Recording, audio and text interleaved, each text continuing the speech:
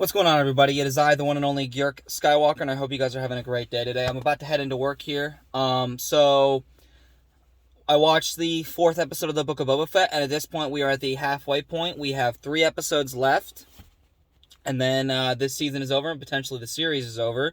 I don't really know. And I'm obviously going to talk about the full review and breakdown of it. You guys will see that on Friday, and you will see it this Friday for sure, because this week's going a lot better than last week. Now, I have seen a lot of, people that, are complaining about Boba Fett, and not necessarily in my comments, because I don't really get comments that much. I only have like 30-some subscribers, so I don't really see it in my feed, but I see it in other people's feeds. I see it in Star Wars Theory's feed. I see it in Ryan Kinnell's feed, Yellow Flash's feed, other people that, review Star Wars. I see a lot of people don't like that because he's speaking more than what he spoke in the original trilogy, because they're giving him character depth. Again, I understand that change can be hard, and again, this isn't a change like Luke Skywalker, and here's the thing, here's what I will say. If it becomes a change like Luke Skywalker, and this continues to be this way, and Boba is soft, and continues to be soft, and not be ruthless, then I'm going to be concerned. But until then, I think by the end of the season, he's going to be full on, who he was, with, just a little more talking. I genuinely believe that that's what he's going to be by the end of the season. And I think now he really doesn't have much of a choice left because of the, war that's going to be beginning between him and the Pike Syndicate. And again, like I said, I don't want to talk about much of the episode right now. I'm going to talk about that later, which will be, you guys will see that on Friday when I talk about episode 4. Now, I will say this episode was definitely a filler. I'm gonna be honest with you, I was not super impressed. I thought it was kind of cool, but I also was like, there were some things that definitely upset me, and like I've said, Kenobi is my last straw. Like, again, this show has not pissed me off, but I'm gonna tell you right now, I've already said it once, and I'm gonna say it again. If they ruin Obi-Wan Kenobi, if they do not honor him and they do not show him the respect that he deserves to have, like, and hit some certain points and just respect him, and make the focus about him and his struggles on Tatooine and having to protect Luke, I'm going to be done. Like, I will not review Star Wars anymore. That will be my last review of Star Wars. I will still watch the old stuff. I will still play the old games. I will probably still play LEGO Star Wars The Skywalker Saga, and I will probably still do a review on the Skywalker Saga 4K box set, because I still want to do that. And I probably will still play Jedi Fallen Order 2, because I want to see that story through to the end, because that story really impressed me.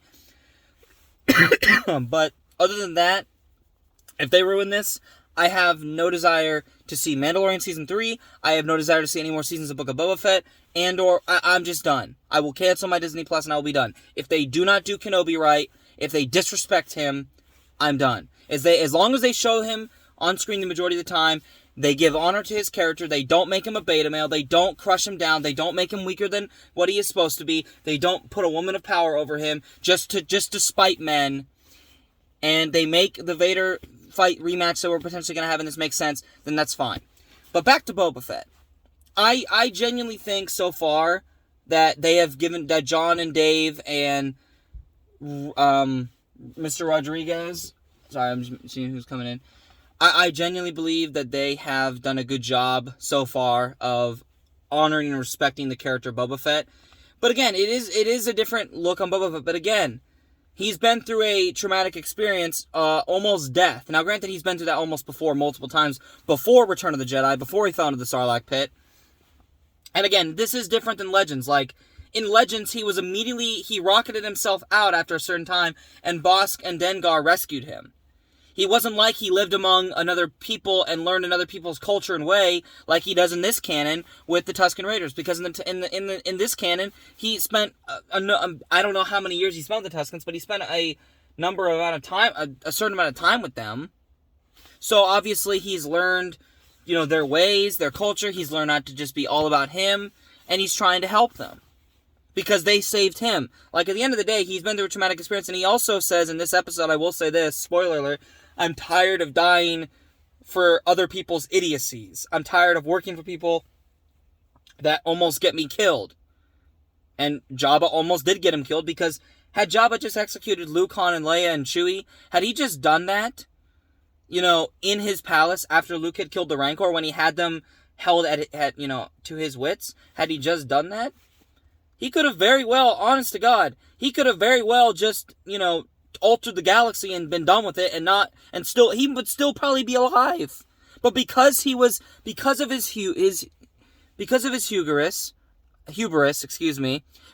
pride, he thought, this is going to be like every other execution. We're just going to toss him in, throw him in the Sarlacc pit, we're going to laugh, and then we're going to go back and party more. But no, because Luke was ready, as was Lando, and Han, and Leia, and Chewie, and they clapped their cheeks. Now, and then Boba, of course, because of Jabba's shortcomings, even though Boba was not ready for Han in the back, and, Luke also was formidable against Boba, even though Luke wasn't fully at the place he is in Mandalorian Season 2 when we saw him again, he's still very powerful, and it's been a year since Empire, when Luke was a lot less experienced as being a Jedi with the lightsaber and the Force, and being mature and, learning how to deal with certain opponents. He's had experience, and he's had more time to train with the lightsaber, and he's fought other deadly opponents when he had the yellow lightsaber that we see in the new canon. But I will say this, and yeah, Boba probably does talk too much, but you know what? And again, I understand Tim Morrison definitely doesn't but Tim Morrison understands the character of Boba Fett because he's been the Fett characters for 20 years, okay? In 2000, he was given the role of Jango Fett, Boba Fett's father, and that backstory began. And then in 2004, even though it wasn't much, he became Boba Fett's definitive voice in the 2004 ongoing forward special editions, the definitive version of the special editions of the original Star Wars trilogy, to match it up with the prequel trilogy and him being Jango Fett and Boba Fett being a clone of Jango Fett. And so he understands his character. He understands it very well, and he wants it to be respected. And you know what? I'm glad he does. I'm truly, truly glad he does. And I think that they are still honoring to a point. My thing is this. I want to see him become ruthless in these next 3 episodes. I want to see him, at the very least, by the last episode, he better be damn ruthless. And I mean it. Like, he better be ruthless. Like, he better be, not be like, okay, I can go back to being soft. Yeah, I'm a yes man. Hello, yeah, come here. Yep, I'm gonna kiss your butt. Yep, come here. Yeah, no, let's not do that. Let's not do that. Let's actually have a Boba Fett that is ruthless. Now, I will say, I've still enjoyed the series overall. This episode and the last episode did not impress me as much as the first 2 episodes did. And I'm kind of getting tired of all the flashbacks, though I think it is good context to know where he was been and what he's been doing. And it's good to see how he got his Slave One out of there instead of letting that just be a plot hole where you don't know. But again, I don't need to know everything about Boba Fett. So going forward here, I hope there's not too many more flashbacks that we need to see. I don't know if there's any more scores he needs to settle. Because again, there is some time when he's looking for his armor. But again, I don't know how many other scores I think the only score he really needed to settle was the Kenshin Striders. And, well, you'll see whether or not he does when you watch the review and when you watch the episode. And then for those that are just going to watch my review first, well, you'll find out whether or not he settles that score or not. But yeah, I here's the thing. There were some things that definitely upset me in this episode overall, but I will say this. I'm still hopeful, and I'm going to remain hopeful because that's me. I don't want to be a pessimist about Disney Star Wars or Star Wars in general. This is not the same Star Wars I grew up with. I understand that and I recognize that. But I also don't want to be a pessimist and say, oh, Star Wars is dead. Because it could very well come back and be what it was. We just have to stay hopeful for now and deal with it as Luke and Leia and all the rest of the rebels did during the time of the Empire. They had to wait 24 years to overthrow the Empire. And then in both canons, they still had to wait several more years. And then in the new canon, they had to wait 30-some years. And then they had to wait another few more years after that, to actually have peace.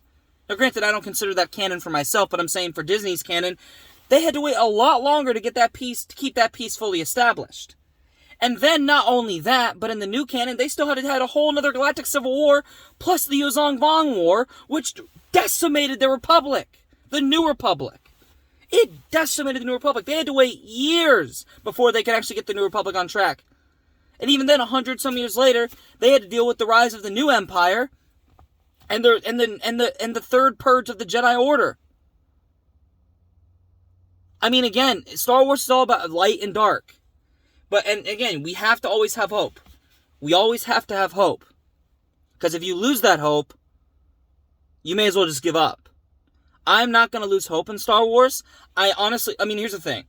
I don't understand I'm also being contradictory when I say I'm not going to lose hope, yet after, if they ruin Kenobi, or they don't do Kenobi justice, in my opinion, I said I'm going to be done. Yes, and that is all true. I'm still going to have hope that Star Wars can come back. I just can't keep supporting Star Wars if they're going to keep ruining characters. I don't want to see any more characters after Obi-Wan if they ruin Obi-Wan. I don't want to see any more get ruined. So that's why I don't want to support them. And plus, also, Disney, you've raised my subscription to $80 annually. And granted, it's a one-time payment, but I don't appreciate it. But we'll see what happens. I think Kenobi's going to be fine. I think it's going to be really well done. It's under Deborah Chow, and she's part of Dave Filoni and Jon Favreau's team. And I'm going to be true to myself and true to what I stand for and believe. So if you don't like that, well, that's just my opinions. I'm not going to bend the knee to anything. And in the words of Star Wars Theory, because he actually had to defend himself too, I'm going to stand true to what I believe and what I think is good and what I think is not good. And I'm going to stay true to my opinions of what I think is good and what I think is not good Star Wars. So if you don't like that, if you want someone that's going to agree with you 100%, well, if that's your case, unless you agree with me, that's probably not the place for you to be. I'm just saying. And again, I'm not telling you have to agree with me. You don't have to agree with me on everything. I'm here for all opinions. Except for the opinions that say, if you don't agree with me, then you're a racist, sexist, homophobic, transgenderist, or transphobe, whatever the case may be. I'm not for those opinions. Everyone is allowed to have whatever opinions they want to have. And as long as you're not doing anything illegal or hurting anybody, you're fine. You're allowed to have those beliefs. This is a free country I live in, and I'll be damned if I'm going to let someone take my rights away. Anyway, guys, I got to quit jabbling. I got to get into work, but I just want to make this quick video. I'll upload this later this afternoon. But I think so far Boba Fett's going in a good direction overall. I haven't been super thrilled with some of the things I've seen, but, you're not going to get everything you want. You can't get everything you want in life. That's just how it is. But hopefully these next 3 episodes are going to be boss, and Boba Fett's going to be kicking butt in the best way possible. He's going to be ruthless. It's going to be awesome. I'm looking forward to it. I'm very excited for what's coming. I think John and Dave have great surprises coming up for us, and I'm really excited to what's coming forward. And I'm looking forward to reviewing the other shows going forward here, like Kenobi, Andor, and also Moon Knight for Marvel. Hopefully that will be good, but I'm still going to review it regardless, because I said I'm going to start branching out into some other content. Anyway, guys, I got to go. Looking forward to reviewing more stuff for you guys in the future. God bless. Make sure to hit that subscribe button and the notification bell so you never miss any more uploads from yours truly, the one and only Georg Skywalker, if you like what you're seeing. Once again, God bless, and as always, remember, the Force will be with you, now and forever. Take care, guys.